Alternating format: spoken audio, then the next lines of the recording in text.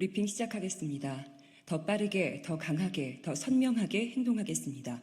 조국혁신당 대변인 강미정입니다. 첫 번째 브리핑은 이규원 대변인 논평입니다. 사람이 좀 얇더만요는 인성에 대한 얘기지 외모 비하가 아니다. 별일입니다.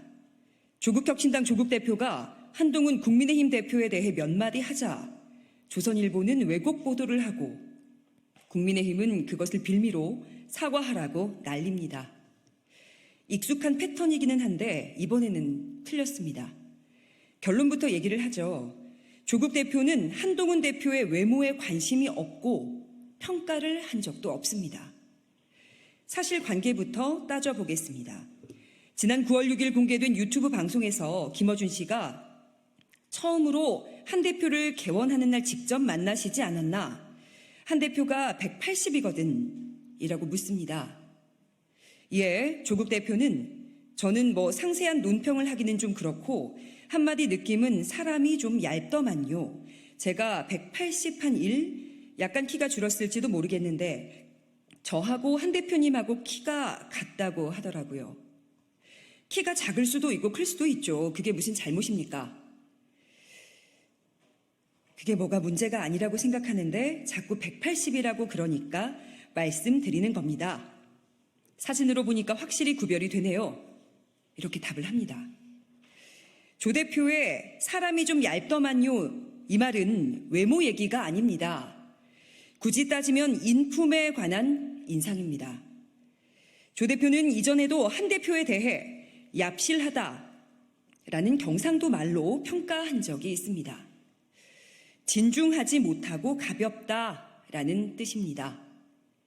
한 대표는 지난 4.10 총선 때 목련이 질 때쯤 김포는 서울이 된다고 했습니다. 6월 23일 국민의힘 대표 출마 회견 때는 대표가 되면 최혜병 특검법을 발의하겠다고 약속했지만 아무것도 지키지 않았었죠.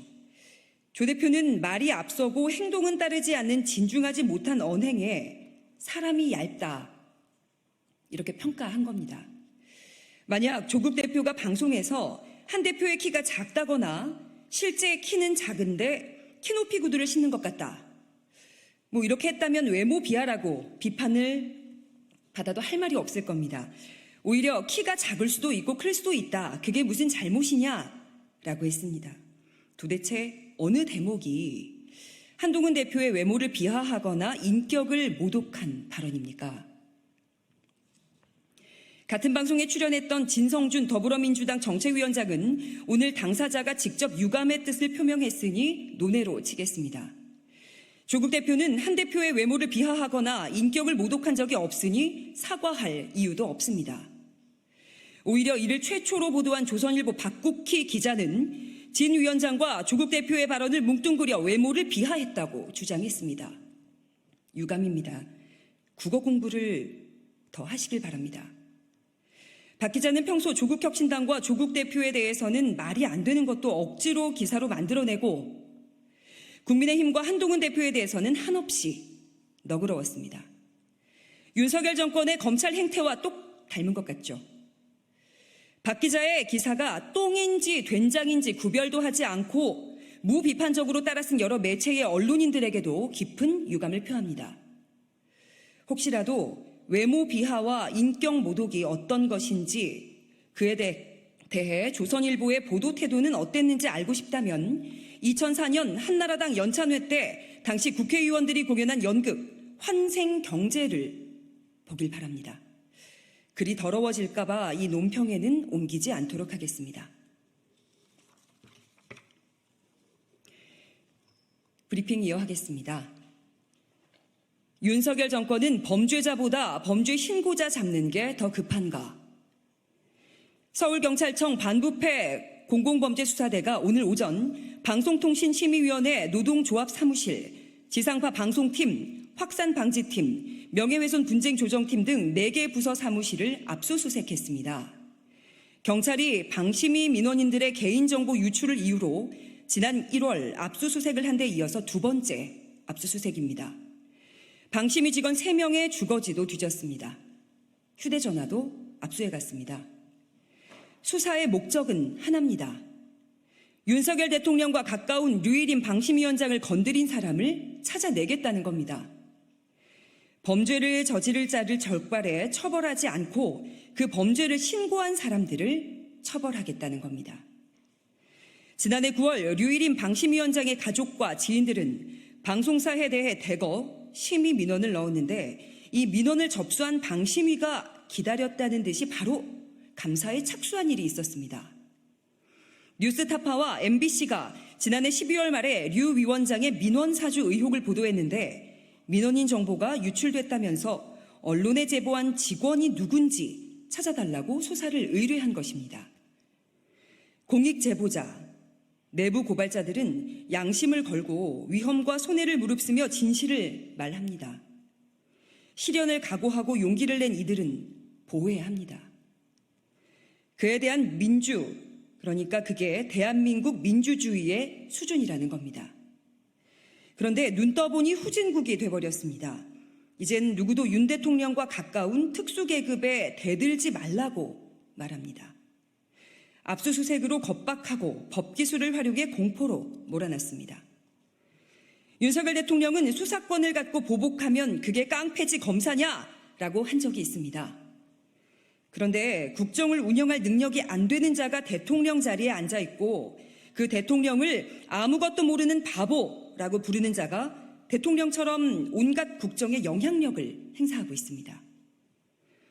그 내외가 검경을 수족처럼 부리고 있습니다. 수사권을 갖고 자신 그리고 자신들 측근을 위해서 깡패처럼 굴고 있습니다. 무도하고 무능하고 무책임한 윤석열 정권이 심판받는 그날이 오면 류 위원장도 무사하지는 못할 겁니다. 그리고 류희림 체제에 충성하면서 지시하는 족족 감사에 앞장섰던 자들, 깡패 정권의 수사에 앞장섰던 그 자들도 마찬가지일 겁니다. 마지막 브리핑입니다. 윤 대통령은 북한 오물풍선 도발을 쳐다보고만 있을 건가? 북한이 연일 내려보내는 오물풍선으로 인해 국민의 피해가 점증하고 있습니다.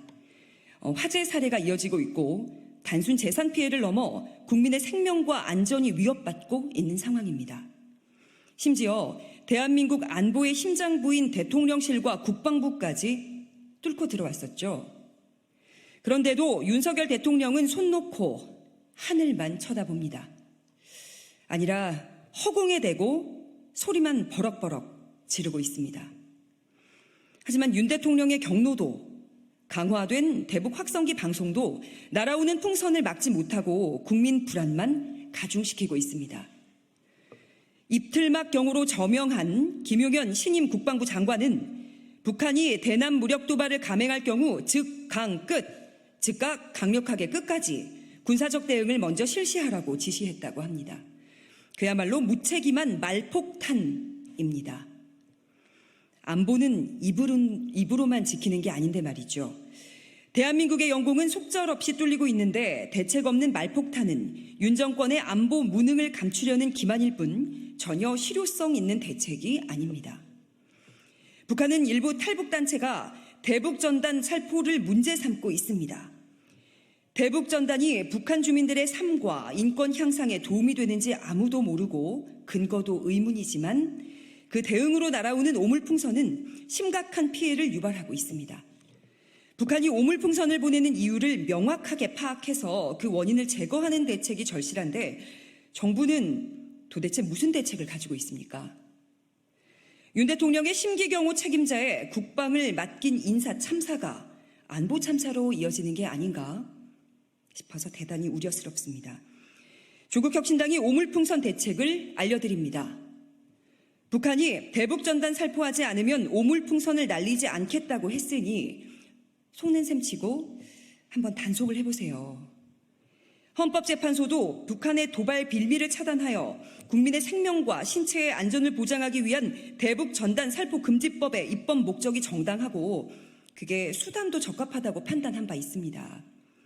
조국혁신당 조국 대표는 지난 7월 23일에 남북관계 경색 및 한반도 군사적 긴장 고조의 원인으로 지목되고 있는 대북전단 살포 행위를 금지하는 근거를 담은 대북 전단 살포 금지법, 이른바 남북관계 발전에 관한 법률 일부 개정안을 발의를 했으니까 이를 참고해서 정부는 전쟁 노름 망상에서 깨어나 대북 전단 살포부터 서둘러 좀 막으십시오.